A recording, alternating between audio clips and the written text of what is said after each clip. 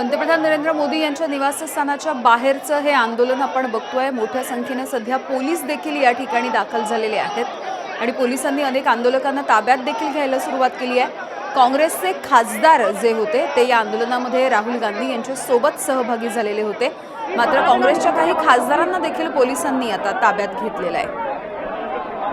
निर्घृणपणे आम्हाला ताब्यात घेण्यात आलंय आणि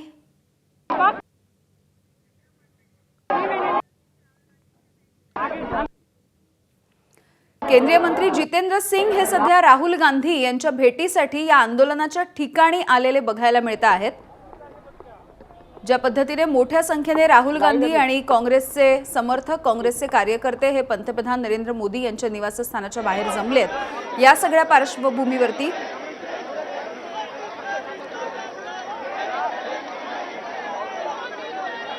पार्श्वभूमीवरती आता केंद्रीय मंत्री जितेंद्र सिंग हे राहुल गांधी यांची भेट घेण्यासाठी सध्या इथे पोहोचलेले आहेत। त्यामुळे या दोन नेत्यांमध्ये नेमकी काय चर्चा होतीये हे बघणं देखील महत्त्वाचे राहील। राहुल गांधी यांनी आज सकाळी लोकसभेच्या अध्यक्षांची देखील भेट घेतलेली होती। संसदेचं अधिवेशन सुरू आहे आणि या अधिवेशनामध्ये विद्यार्थ्यांच्या याच आंदोलनाविषयी चर्चा घडावी अशी मागणी देखील केली होती।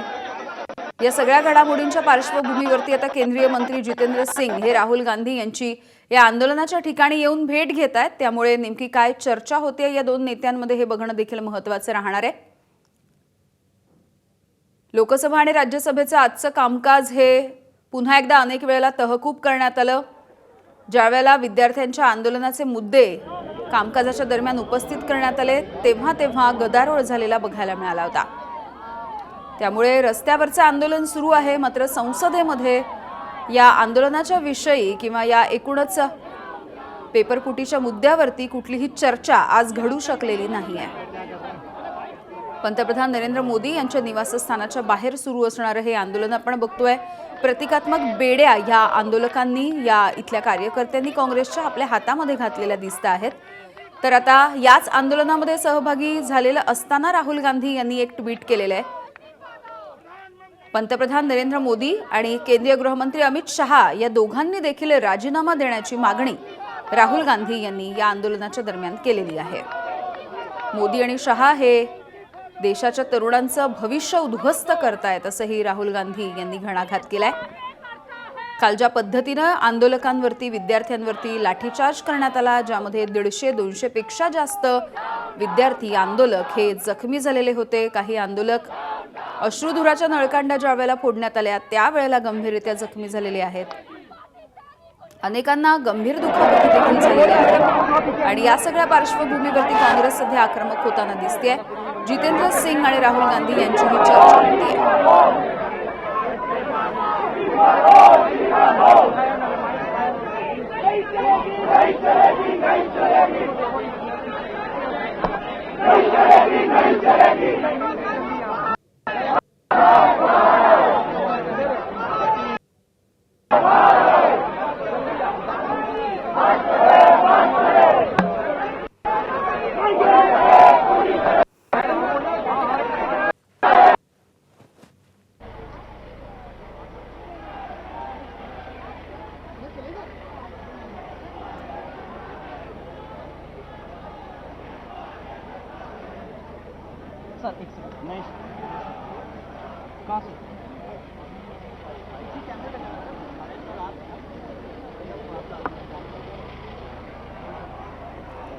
पंतप्रधान नरेंद्र मोदी यांच्या निवासस्थानाबाहेर सुरू असणारे हे आंदोलन आपण बघतोय।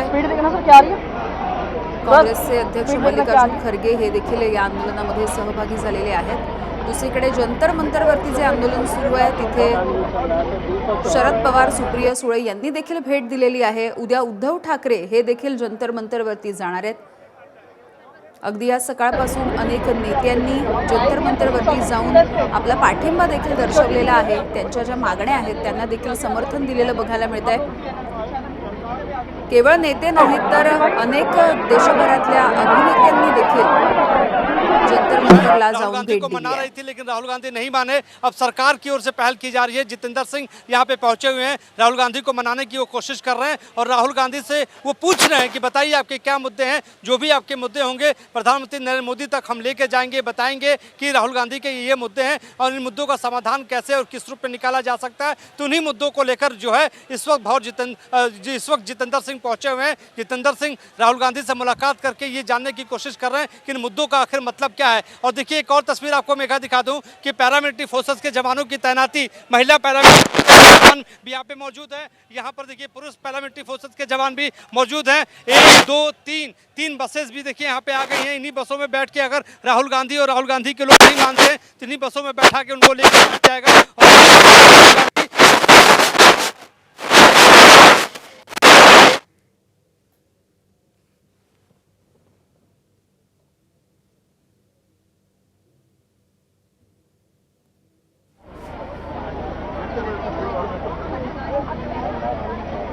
जवान सभी मौजूद है, हर तरफ आपको नजर आ रहा होगा।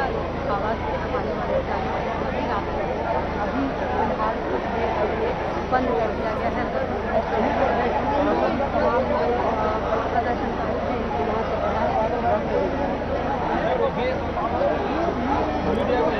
राहुल गांधी आणि प्रियंका गांधी यांचं पंतप्रधान नरेंद्र मोदी यांच्या निवासस्थानाबाहेर सुरू असणारं आंदोलन आणि दुसऱ्या ठिकाणी आपण बघतोय पोलिसांची मोठी कुमक या ठिकाणी तैनात करण्यात येते। ज्या पद्धतीची माहिती आमचे दिल्लीचे प्रतिनिधी देत होते, पॅरामिलिटरी फोर्स देखील या ठिकाणी सज्ज करण्यात आलेली आहे। मोठ्या संख्येने पोलिसांच्या गाड्या देखील तैनात करण्यात आल्या आहेत, ज्यामध्ये या आंदोलकांना नेलं जाऊ शकतं। आतापर्यंत जर आपण बघितलं तर गेल्या तासाभरापासून राहुल गांधींचं हे ठिय्या आंदोलन या ठिकाणी सुरू आहे। मोठ्या संख्येने काँग्रेसचे कार्यकर्ते सहभागी झालेत आणि या सगळ्या घोषणाबाजीनं इथला परिसर दुमदुमून गेलेला असताना आता सरकारकडून केंद्रीय मंत्री जितेंद्र सिंग हे राहुल गांधी यांची भेट घेण्यासाठी या ठिकाणी पोहोचलेले आहेत। उजवीकडची दृश्य जर आपण बघितली तर मंत्री जितेंद्र सिंग आणि राहुल गांधी यांची चर्चा होताना दिसते। तुमच्या नेमक्या मागण्या काय आहेत अशा पद्धतीची विचारणा जितेंद्र सिंग यांच्याकडून केली जाते आहे। मात्र याच आंदोलनाच्या दरम्यान राहुल गांधी यांनी एक ट्विट देखील केलंय। पंतप्रधान नरेंद्र मोदी आणि अमित शहा यांनी आता राजीनामा दिला पाहिजे आणि मोदी आणि शहा हे तरुणांचं आयुष्य उद्ध्वस्त करतायत असं ट्विट त्यांनी केलेलं आहे। पोलिसांनी काल ज्या पद्धतीनं लाठी हल्ला केला, जे अश्रुधुराच्या नळकांड्या देखील फोडण्यात आलेल्या होत्या, अनेकांना ताब्यात घेण्यात आलेलं आहे। या सगळ्या संदर्भात पोलिसांनी जो अत्याचार केला त्या विरोधात मोदींच्या घराबाहेर आमचं हे धरणं आंदोलन सुरू आहे अशा पद्धतीचं ट्विट राहुल गांधींनी केलंय। सरकारला कुठलीही जबाबदारी घ्यावीशी वाटत नाही आणि सरकारला लोकसभेमध्ये देखील चर्चा नको आहे अशा आशयाचे ट्विट राहुल गांधींनी केलं। ही चर्चा नेमकी काय होते जितेंद्र सिंग यांच्या सोबतची हे बघणं देखील महत्त्वाचं आहे।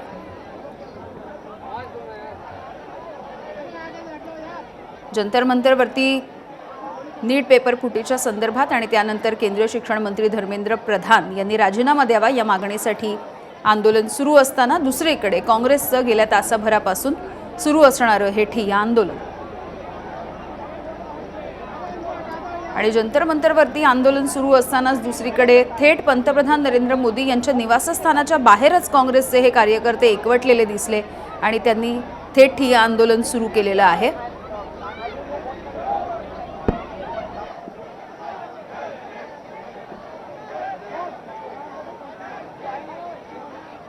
राहुल गांधी, प्रियंका गांधी, मल्लिकार्जुन खरगे असे सगळे काँग्रेसचे महत्त्वाचे नेते यामध्ये सहभागी झालेले आपण बघतोय।